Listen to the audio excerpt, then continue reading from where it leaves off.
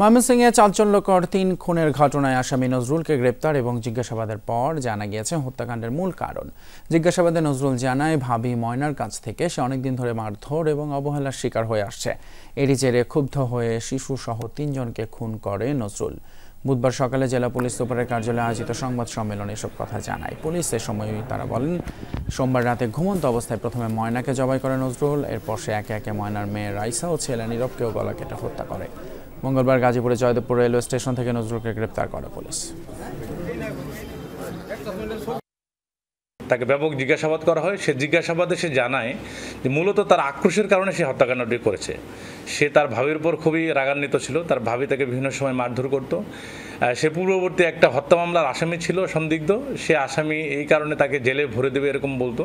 সে এটা ব্যক্তিগত পর্যায়ে সে খুবই রেগে যায়, সবার তার রাগ থাকে অনেক, এবং সে একটা সিদ্ধান্ত নেয় যে এর একটা প্রতিশোধ সে নেবে।